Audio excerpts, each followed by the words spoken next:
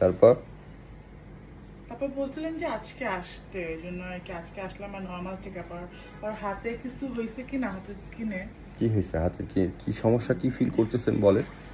আর নাকে এখানে একটু পানি পানি হয়ে গেছে। আমার মনে হয় এটা সর্দি লাগছে কিনা। আর সকালবেলা আমরা এসির মধ্যে ঘুমাই তো, তো ঘুম থেকে উঠলে দেখা যায় যে ও খুব জোরে জোরে নিচে মানে শব্দ এসি হচ্ছে। কত থাকে? এসি 24-এ, বাট ফ্যান ছাড়া থাকে। আচ্ছা আচ্ছা, বুঝতে এবার ওর পারছি। গায়ে কিছু দিয়ে দিলে না ও থাকে না। ও হচ্ছে কিছুক্ষণ যখন টের পেয়ে যায় তখন আবার নড়ে অন্য জায়গায় ঘুমাতে যায়। তো বুঝতে তখন পারছি। আমরা মনে করি যে ওর মনে হয় গরম লাগছে, বাট বা পরে খাটের সকাল নিচে যেতে পারবে না? খাটের নিচে তো খাটের নিচেই ঘুমায়। খাটের নিচে ঘুমায়? খাটের আচ্ছা, নিচেই ওই যে ঘুমায়, খাটের মানে নিচে আমার সঙ্গে থাকলে ঘুমায় না। অসুবিধা নাই। হ্যাঁ, আর হলো যে ও ঘুমায় খাটের নিচেই। খাটের নিচে থাকলে অসুবিধা নেই, ডাইরেক্ট আর একটু মানে হাঁচি এসি দেয়। ফ্যান সাথে থাকলে। হাঁচি দেয় যে মাত্র একটা মধুর পানি হাঁচি খাওয়াবেন, দিচ্ছে। মধুর পানি। মধু পানি। হুম।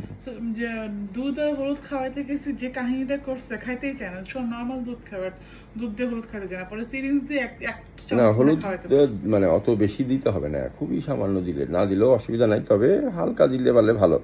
আর নাহলে একদিন আবার গরম দুধের পানি সাথে খাওয়াইছে। মধু, মধু দিয়ে দিবেন। দুধ আর মধু, আচ্ছা। আর হচ্ছে ওর হাতের স্কিনটা নর্মালি কি শরীর ঠিক আছে? বেশি শুকনো নাকি দেখি ও? চেক